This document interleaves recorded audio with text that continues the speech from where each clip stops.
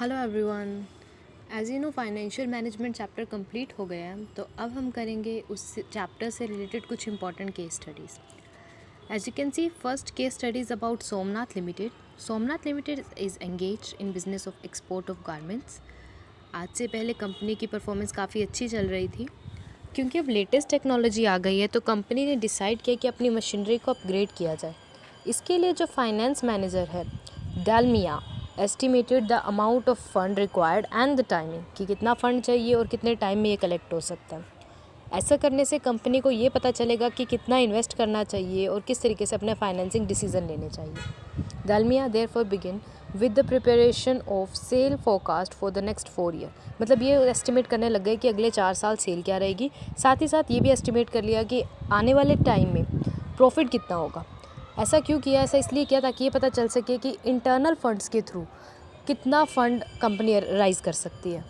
And इससे अब internal source से ज़रूरतें जो पूरी हो सकती थी वो तो हो गई। अब ये पता करना, अब ये जो रिमेनिंग फ़ंड है वो अल्टरनेटिव सोर्सेज से जनरेट किया जाएगा। So in this case study you are suppose to identify the financial concept discuss in the above para, कि कौन सा फाइनेंशियल कंसेप्ट यहाँ यूज़ हुआ है। And also you have to state the objective to be achieve by use of the financial concept. So identify, जो आपने ऊपर financial concept find किया है उसके क्या ऑब्जेक्टिव्स हैं। So here the financial manager Dalmia is doing financial planning, और आपको 2 ऑब्जेक्टिव फाइनेंशियल प्लानिंग के राइट करने हैं। Second case study, Ramnath limited is dealing in import of organic food items in bulk. Then the company sells those items in smaller quantities in attractive packages. Company की performance सही चल रही थी, but latest packaging technology को ध्यान में रखते हुए कंपनी ने डिसाइड किया कि मशीनरी को अपग्रेड किया जाए। For this the finance manager of the company mister Vikrant Dal estimated the amount of funds required and the timing. This will help the company in linking the investment and financing decision on a continuous basis. Therefore, Mr. Vikrant Dal began with the preparation of a sale forecast for the next 4 years. He also collected the relevant data about the profit estimate in the coming year. By doing so, he wants to ensure about the availability of fund from the internal source, and from the remaining fund, he is trying to find other alternative sources. ये question भी ऊपर वाले जैसा ही है, थोड़े बहुत changes है बस।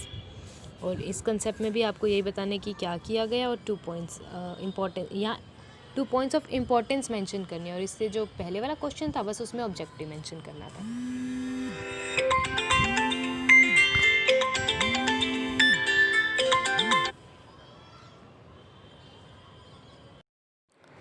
Third case study, as a part of its capital structure Venus limited had 50 lakh as equity share capital and a loan of rupee 20 lakh from Neon Bank. On earning a good profit, Venus Limited decided to give dividend to equity shareholder, but were surprised when the Neon Bank imposed restriction on the payment of dividend. क्योंकि neon bank से loan लिया हुआ था, और neon bank ने company को dividend देने से मना कर दिया। A. Identify the factor which affecting dividend decision which allows Neon Bank to impose restriction on the payment of dividend by Venus Limited. किस राइट पर वीनस लिमिटेड को नियॉन बैंक ने मना किया? इसे बोलते हैं कंट्रैक्चुअल कंस्ट्रेंट, यानी कि कॉन्ट्रैक्ट्स हुआ है जो उसमें कंस्ट्रेंट हो गई अब। And you have to write 2 other factors which affecting dividend decision, amount of earning and stability of earning. These are the points of factors which affect the decision. In next case study, Steel Enterprises is manufacturing high quality steel utensils. The demand for steel is rising, क्योंकि अब people को पता चल रहा है कि plastic का use health के लिए अच्छा नहीं है। इससे उनकी सेल बूस्ट हो गई है। अपनी सेल को और इनकरेज करने के लिए उन्होंने लिबरल क्रेडिट पॉलिसी को अडॉप्ट किया। इट मीन्स कि ज़्यादा से ज़्यादा क्रेडिट पर सेल की, which allows 3 month credit to the wholesale buyers. जो होल सेल में ख़रीदते हैं सामान, उनको 3 month का क्रेडिट देना शुरू कर दिया। In the light of the above, identify the 3 factors affecting capital requirement of Steel Enterprises. State the reason whether the factor identified above will result in high or low working capital requirement. देखो, क्योंकि credit ज़्यादा देने लग गए हैं, तो obviously अब ज़्यादा वर्किंग कैपिटल की रिक्वायरमेंट होगी। प्लस में क्योंकि एक मैन्युफैक्चरिंग बिजनेस है, और मैन्युफैक्चरिंग बिजनेस में पूरा प्रोसेस होता है, जब रॉ मटेरियल फिनिश गुड्स में कन्वर्ट होता है और उसके बाद सेल होता है, दैट इज़ वाई ज़्यादा रिक्वायरमेंट होगी। एंड अब ज़्यादा प्रोडक्शन होगा मतलब से स्केल ऑफ ऑपरेशन भी बढ़ रहा है, और स्केल ऑफ ऑपरेशन बढ़ने से भी वर्किंग कैपिटल की रिक्वायरमेंट ज़्यादा होगी।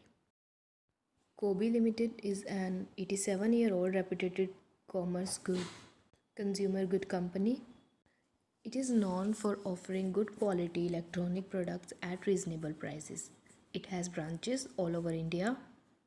Also, it has a large shareholder base. Shareholders desire रखते हैं कि उनको हर ईयर डिविडेंड पे किया जाए, और कंपनी की मैनेजमेंट भी ये बात समझती है कि शेयर होल्डर को हैप्पी एंड सेटिस्फाई रखना ज़रूरी है। तो उनकी सेटिस्फेक्शन को ध्यान में रखते वो हर ईयर डिविडेंड डिक्लेयर करते हैं, और क्योंकि सब डिविडेंड डिक्लेयर कर देते हैं तो उन्हें री इन्वेस्ट के लिए पैसा नहीं बचता है। Identify the factor affecting dividend decision being highlighted in the above situation.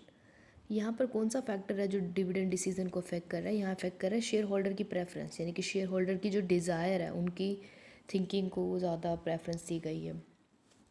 Also explain briefly two more points of the factor affecting dividend decision. आपको और भी 2 फैक्टर मेंशन करने जो आपने डिविडेंड डिसीजन में पढ़े हैं, so mention that also.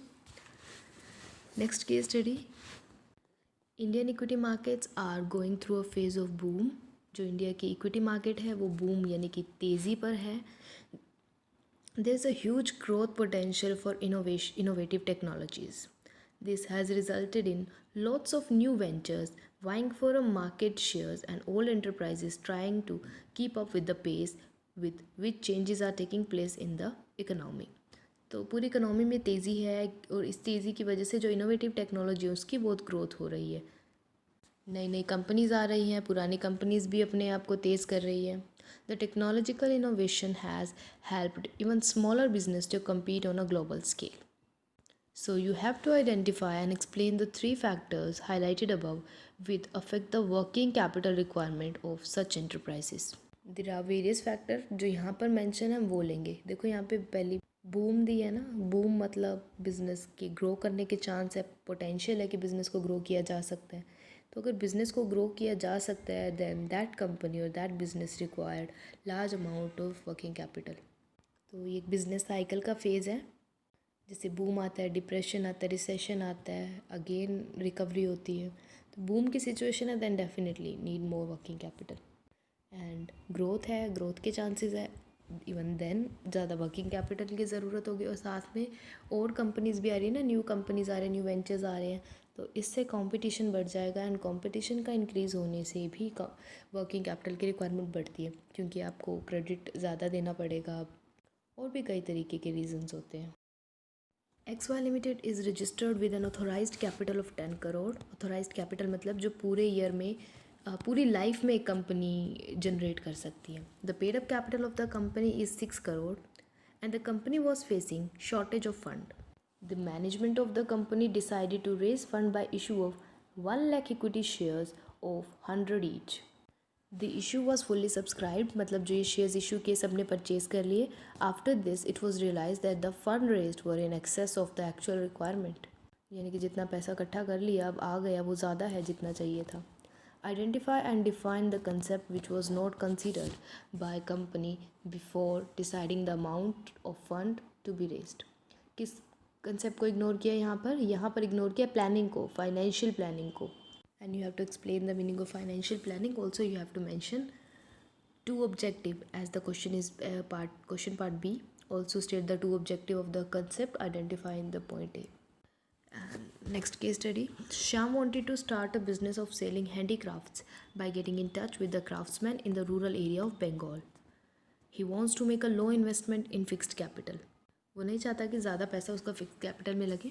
Advise him in taking suitable decision regarding the nature of business, scale of operation, financing alternatives that he need to take for the purpose.